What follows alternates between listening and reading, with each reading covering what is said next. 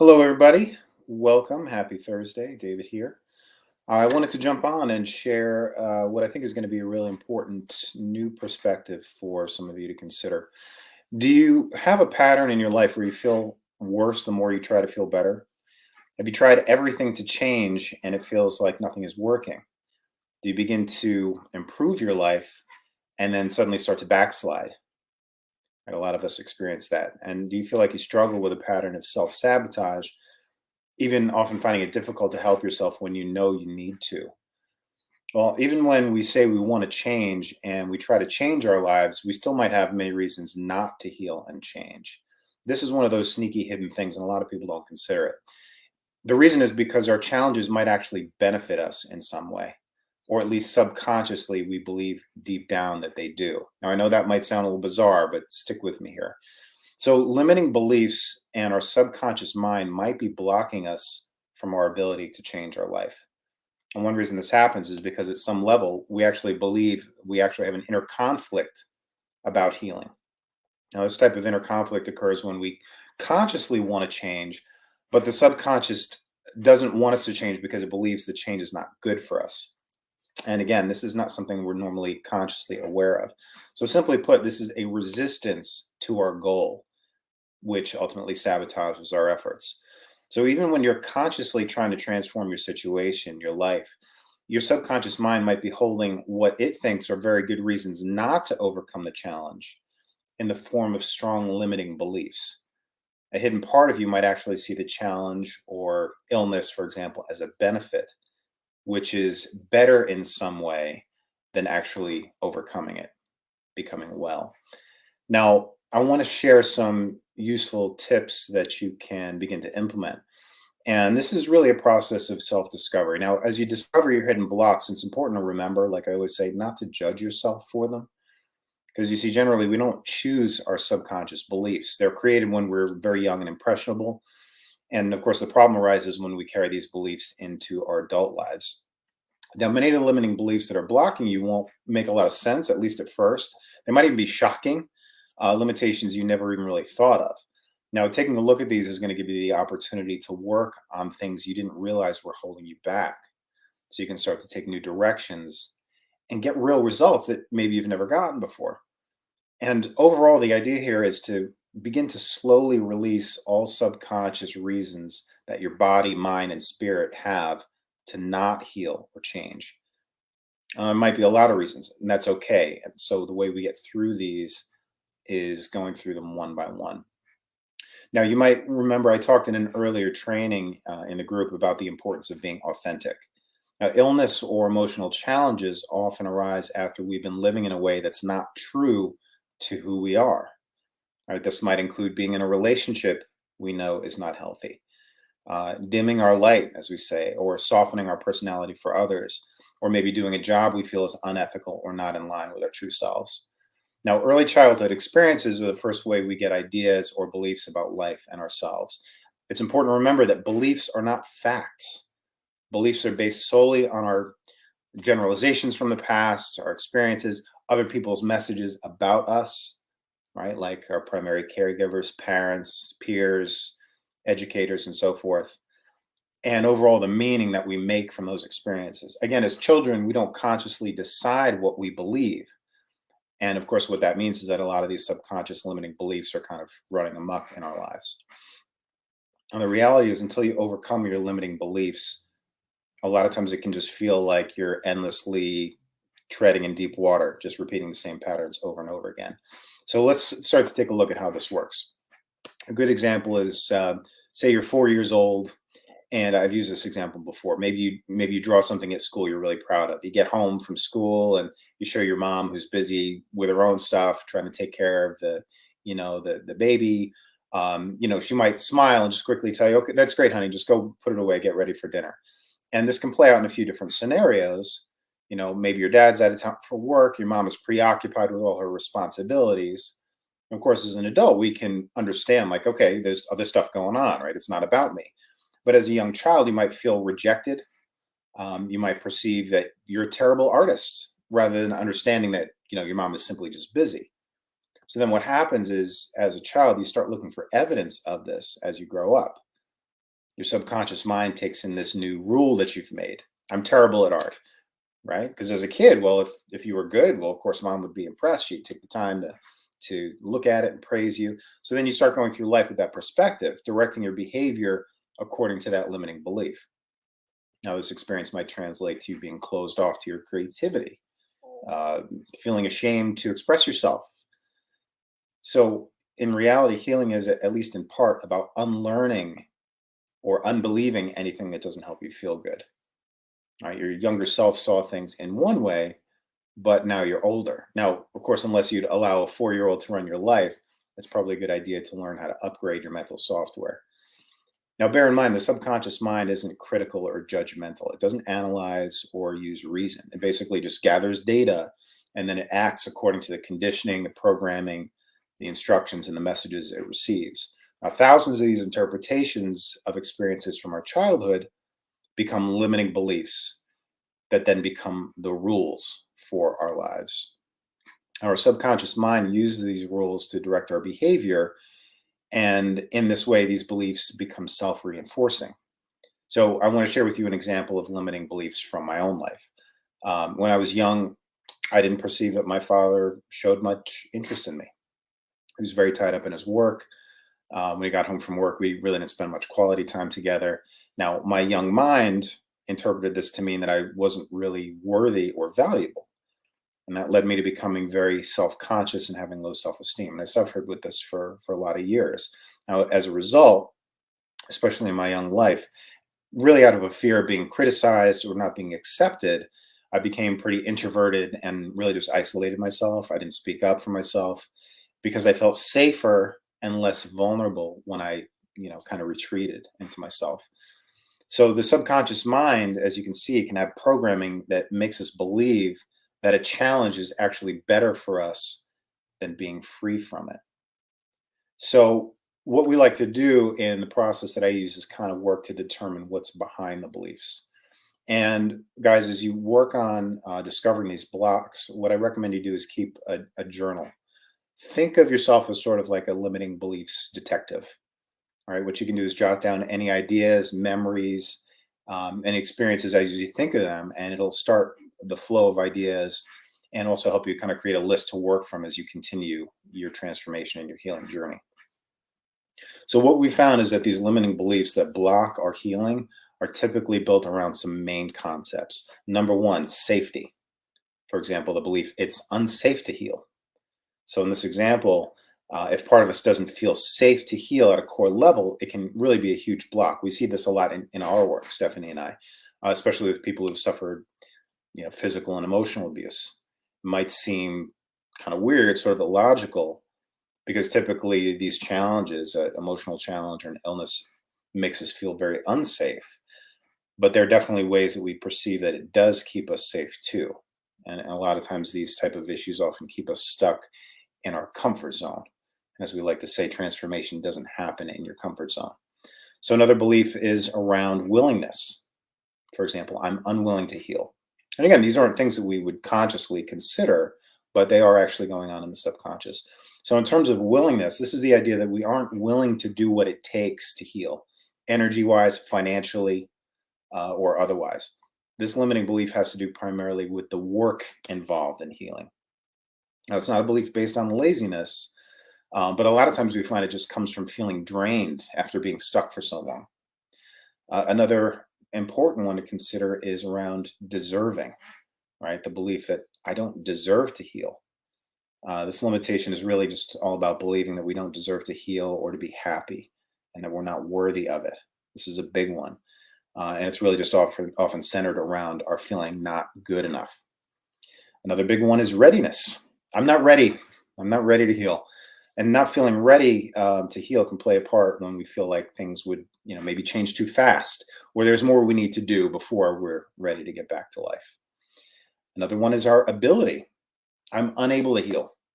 Now, this limiting belief is centered on believing you don't have it in you or you don't have what it takes to heal. You're not able to heal because you either don't have the internal or the external resources to do so. And we see this a lot in the group too. This block is really linked to the thought or the belief that others can heal, but I can't. Another one is possibility, right? It's just impossible to heal. Feeling like it's not possible to heal is a harmful belief that comes a lot of times from, like, for example, medical professionals who are trying to help you. Hearing things like, oh, you've got the most severe case of something, or it's incurable. This will give ammunition to these types of beliefs. And it's really centered around feeling like your circumstances are just too bad.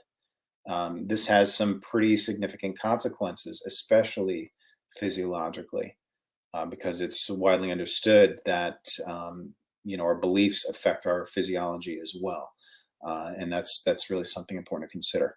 Another one is simply around wanting. I don't want to heal.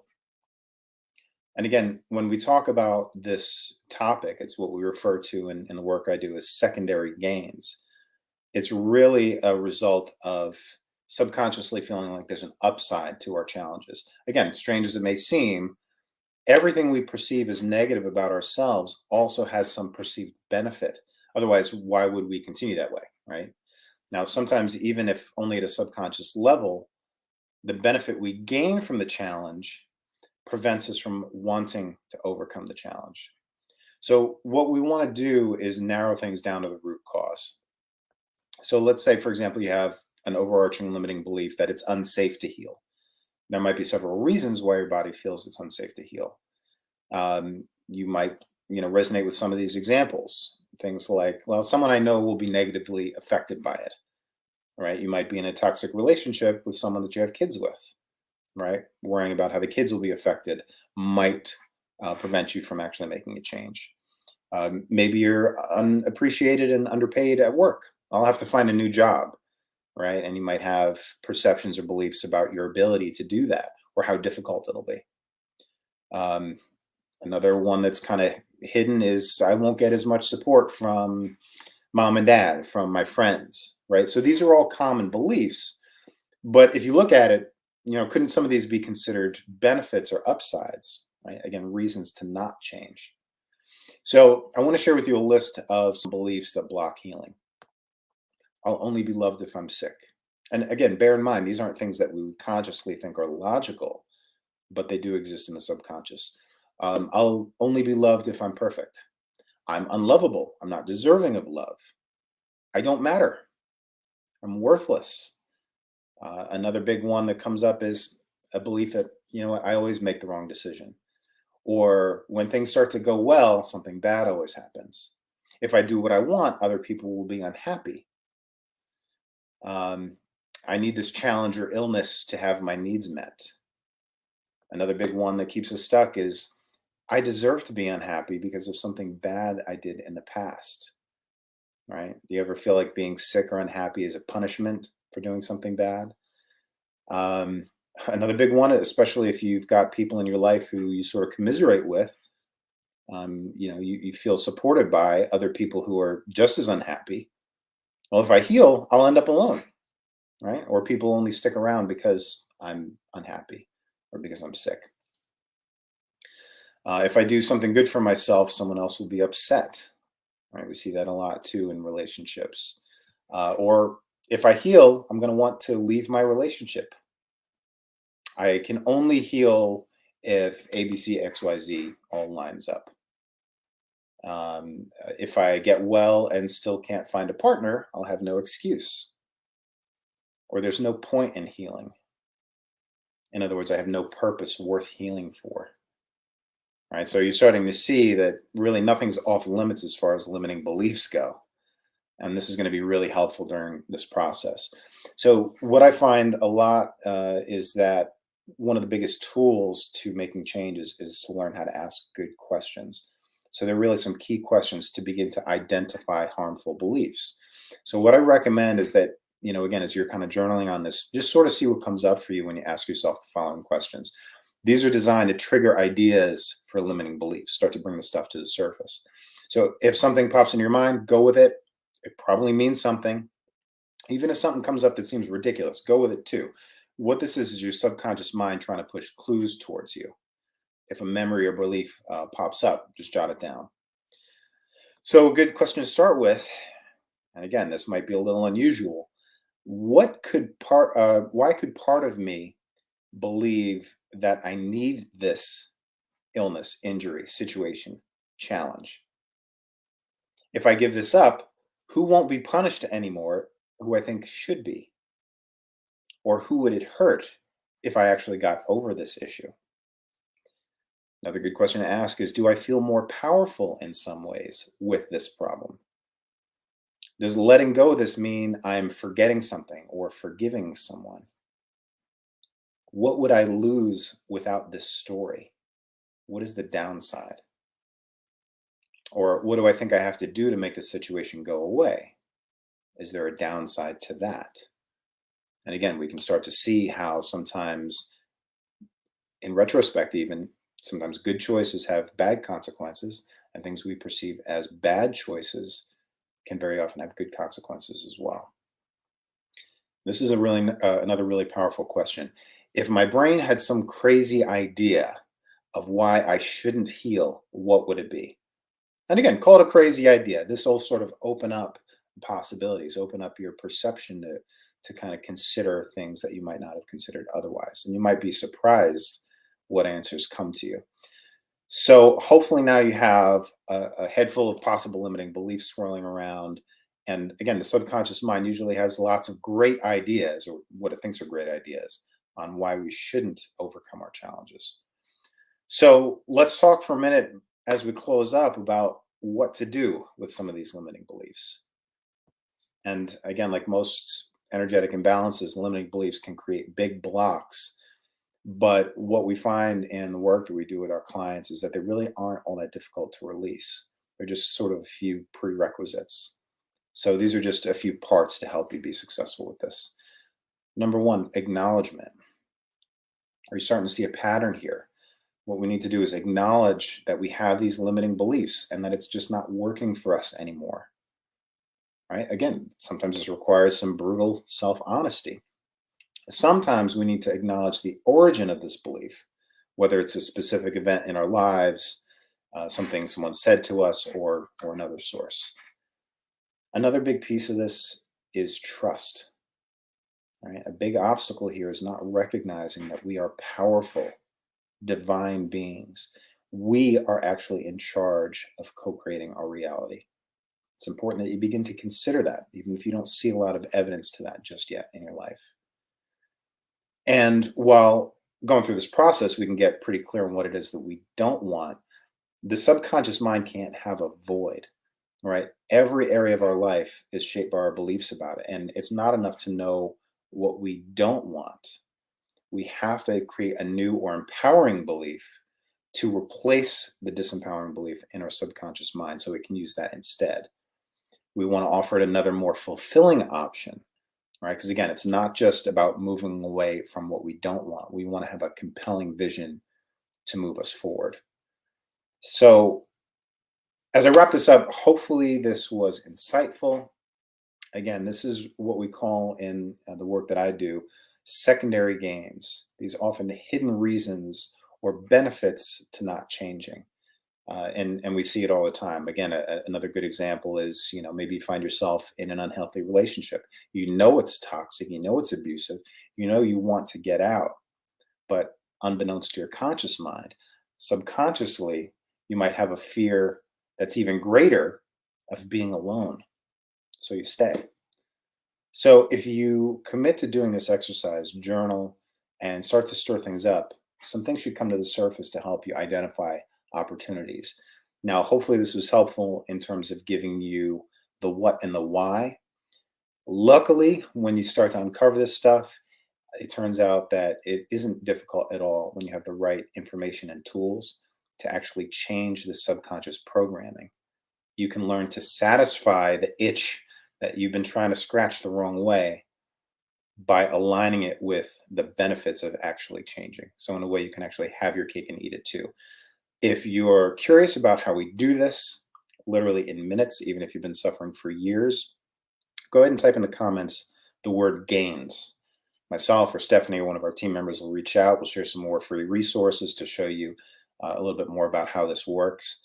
But again, I just want to encourage you that if you have this sort of, one foot on the gas, one foot on the brake, which can be really frustrating and stressful, Again, the good news is you can overcome this very quickly. So, my name's David. Thank you for watching. Anything comes up, let us know. Let us know what you thought of this training in the comments. And we hope you have a great day. Bye, everybody.